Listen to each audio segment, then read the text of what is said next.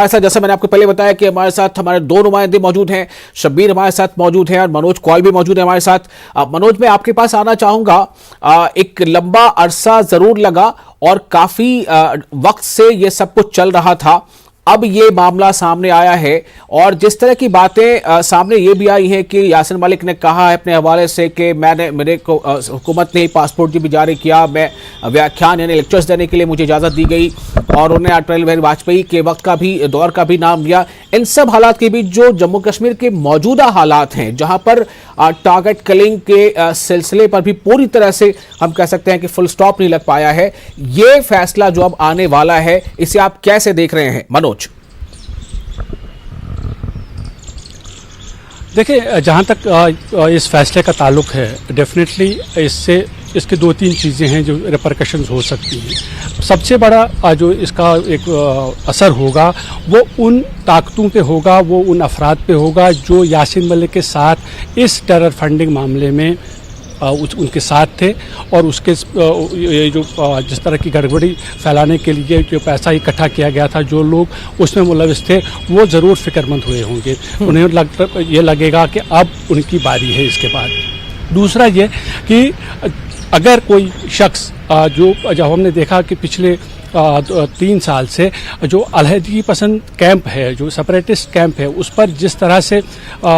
दबाव बनाया गया है जो सरकार की तरफ से, चाहे वो अलग अलग जमातों से ताल्लुक़ रखते हों, उन पे जो दबाव बनाया गया है, तो वो जो बाकी जो लीडर हैं वो भी शायद अगर वो इस तरह की कार्रवाई करने के बारे में सोचते हों तो वो 100 बार सोचेंगे कि इस तरह की कार्रवाई करनी चाहिए या नहीं। तीसरी बात कि अगर ये सज़ा जब सुनाई देती है, अब सज़ा क्या होगा, क्वांटम ऑफ पनिशमेंट क्या होगा, वो अलग बात है, लेकिन सज़ा ज़रूर होगी। लेकिन उसमें ये देखना पड़ेगा कि किस तरह की सज़ा दी जाती है। अगर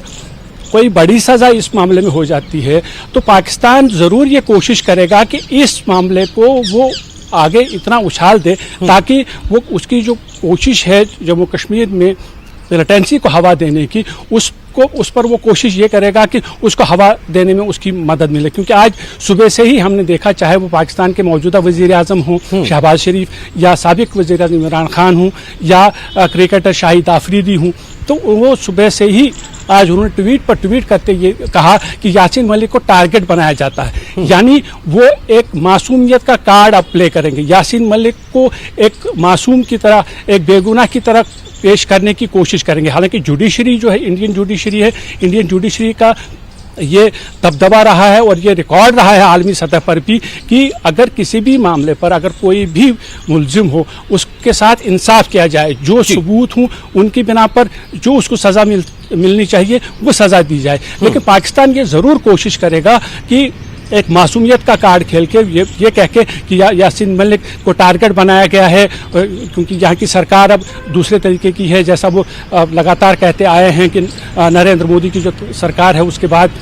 जम्मू कश्मीर में जो है हालात को बिगाड़ दिया गया, या जम्मू कश्मीर में जब हमने ये देखा कि जब जम्मू कश्मीर को यूटीज़ में तब्दील किया गया तो उस वक्त भी पाकिस्तान ने ये कहा था कि हम इंटरनेशनल लेवल पे जाएंगे और ये बात करेंगे कि भाई जम्मू कश्मीर को उन्होंने कैसे 2 यूनियन टेरिटरीज में तकसीम किया। तो मतलब साफ ये है कि कोशिश पाकिस्तान की ये रहेगी कि यासिन मलिक की सज़ा को लेके वो ऐसी हवा खड़ा करने की कोशिश करें ताकि जम्मू कश्मीर में जो मिलिटेंसी है उसका हवा दे, मजीद हवा एक बात आप किस खदशे का इजहार कर रहे हैं, कितना कामयाब हो पाएंगे, बहुत हद तक उसका मुजाहरा देखने को मिल रहा है। जिस तरह से आपने खुद बताया कि जो मौजूदा वज़ीर आज़म है उनसे लेकर और भी कई शख्सियात हैं पाकिस्तान की, उनमें क्रिकेटर्स भी शामिल हैं, उनमें साबिक वज़ीर आज़म भी शामिल है, सब ने कुछ ना कुछ यासिन मलिक के फेवर में ही कहा है। तो एक तो जो बात आप कह रहे हैं वो बिल्कुल वो खदशा जो आप जिसका इजहार कर रहे हैं कि कहीं जो एक विक्टिम प्ले कार्ड खेलना होता है या यासिन मलिक को ये बताया जाना कि देखिए जी इनके साथ बहुत बड़ा जुल्म हो गया और वो जो मासूम थे। लेकिन दूसरी तरफ ये भी है कि जो लोग भी यासिन मलिक या इन जैसे दूसरे लोगों की हरकतों के जो विक्टिम थे उनके लिए आज का ये दिन कितना बड़ा है और उनके दिल में क्या बातें होंगी कि किस तरह की सज़ा यासिन मलिक को मिले ताकि जिन कसूर को लेकर ये खाती करार दिए गए हैं ऐसे कदम को उठाने के लिए या ऐसी बातों को, ऐसी हरकतों के बारे में सोचने के लिए दूसरे किसी को 100 बार पहले सोचना पड़े कि आया वो इस तरफ कदम बढ़ाएं या ना बढ़ाएं। मनोज, देखिए विशाल, जो हमने देखा कि जो पहला रिएक्शन अगर हम देखेंगे कि जो यासीन मलिक पे ये इल्ज़ाम है कि जो एयरफोर्स के 4 ऑफिसर्स मारे गए थे अर्ली 90s में श्रीनगर में, उसमें यासीन मलिक का हाथ था। और आज हमने उनमें से एक ऑफिसर की बीवी का जो बयान सुना है, जो उनकी बाइट हमने सुनी है, तो उनका ये कहना था कि ये जो उनके खिलाफ जो कोर्ट में मुकदमा है उसमें उनको सज़ा मिलनी चाहिए। और साथ में उन्होंने ये भी डिमांड कर दी कि वो वाला जो केस है उस पर भी सुनवाई हो, उस पर भी कोर्ट में सुनवाई की जाए और यासीन मलिक को सज़ा दी जाए। तो उस तरह के जो विक्टिम्स हैं वो डेफिनेटली उनके लिए एक राहत की बात ज़रूर होगी। वो ये कहेंगे कि जैसा कि उनकी वो जो साबिक एयरफोर्स अफसर की बीवी का कहना है, उनका ये कहना था कि हाँ, ये बहुत अच्छी बात है कि ऐसा हो रहा है, क्योंकि उन्होंने जो दुख झेला है उन्हें ऐसा लगता है कि उन्हें वो ऑफिसर या उनका जो शौहर है वो वापस तो नहीं आएंगे, लेकिन जैसा कि बताया जा रहा है कि यासीन मलिक उनके कत्ल में मुलविस थे और उनको सज़ा मिली है, उन्हें डेफिनेटली एक राहत की सांस जो है वो मिली होगी। और ये भी कहा जा रहा है कि जो बाकी मामला जो हैं यासीन मलिक के खिलाफ जो पेंडिंग हैं, हमने कई लोगों से बात की थी जो विक्टिम्स हैं, उनका ये कहना था कि जितने भी केसेस उनके खिलाफ हैं उनकी भी सुनवाई हो। यानी ये वाला जो मामला है, जो टेरर फंडिंग का मामला है 2017 का, उसमें जब सज़ा मिलती है तो जो बाकी के जो केसेस हैं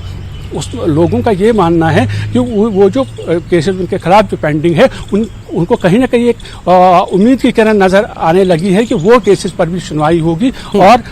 कोर्ट उनके फेवर में भी एक इंसाफ करेगा। जी सर। मनोज, आप हमारे साथ बने रहे और इस वक्त मैं आपको बता दूं कि कोर्ट रूम में यासीन मलिक मौजूद है और जज का इंतजार हो रहा है, जैसे कि खबरें आ रही हैं और उम्मीद यही की जा रही है कि बहुत जल्द अब किसी भी लम्हे इस बात का ऐलान होगा कि क्या फैसला यासीन मलिक को दिया जा रहा है या सुनाया जा रहा है। इसी बीच ये भी खबर है, जैसा हमारे नुमाइंदे शब्बीर ने हमें बताया कि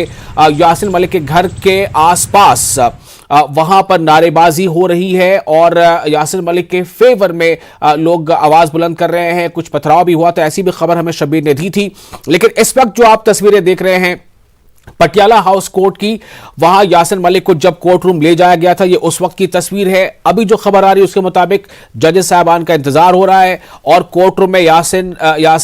मलिक जो है वो वहां मौजूद है। अब सिर्फ इस बात को का इंतजार है कि फैसला क्या होगा, जो क्वांटम ऑफ पनिशमेंट है वो क्या होगा, और ये बहुत कुछ तय करेगा। किस तरह का फैसला आएगा सजा के ताल्लुक से, ये बहुत कुछ तय करेगा कि ये फैसला क्या होता है, इससे क्या एक पैगाम जाएगा ऐसे तमाम लोगों को जो यासीन मलिक की तरह कुछ और आगे करने की सोच रखते हैं। यह अलग बात है कि यासीन मलिक ने अपने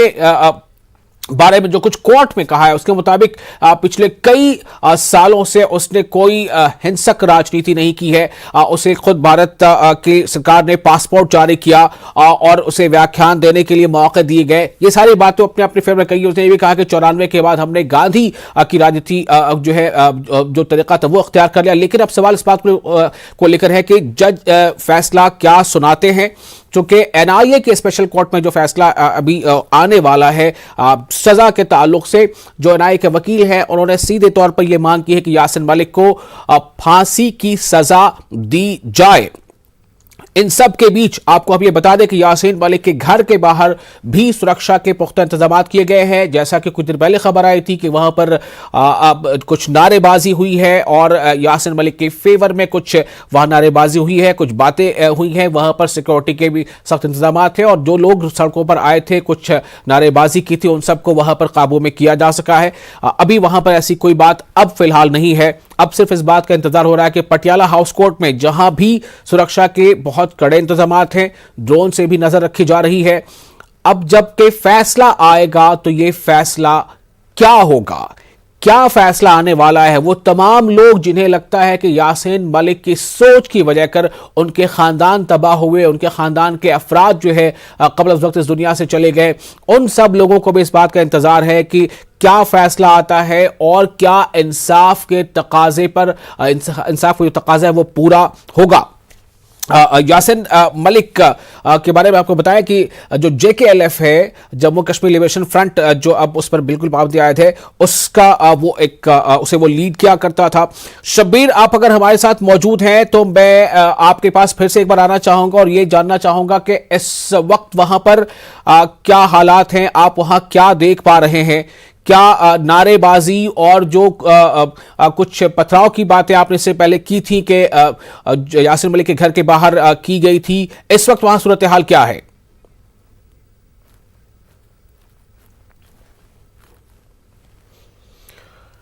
तो शब्बीर से हमारा इस वक्त राब्ता नहीं हो पा रहा है। हम फिर कोशिश करेंगे शब्बीर के पास जाने की। इससे पहले जो कुछ वहां पर हुआ तो हालात हमने दिखाए थे आपको, और ये दो तस्वीरें इस वक्त आप स्क्रीन पर देख रहे हैं, दाएं चाकू चौबंद है और जो बाईं तरफ आप तस्वीर देख पा रहे हैं वो पटियाला हाउस कोर्ट की है। कोर्ट के बाहर भी सुरक्षा के हिफाजती इंतजामात जो है वो काफ़ी चाक चौबंद है। सिक्योरिटी बिल्कुल हाई अलर्ट पर है और जैसा मैंने पहले बताया था कि ड्रोन से भी नज़र रखी जा रही है। दाहिनी तरफ की तस्वीर आप देख रहे हैं, ये यासिर मलिक का जो घर है, उसके घर के करीब में जो वहाँ कुछ लोग, कुछ उसके हिमायती सड़कों पर आ गए थे और उन्होंने पथराव कुछ किया था और नारेबाजी की थी यासिर मलिक के फेवर में। वहां पर सिक्योरिटी के एहलकार पहुंचे, उन्होंने शेलिंग की और उस पर काबू पाया। तो ये वो तस्वीर आपने देखी, और जो दूसरी तस्वीर आप बाईं तरफ देख रहे हैं, इस तस्वीर में पटियाला हाउस कोर्ट का नजारा आप देख पा रहे हैं।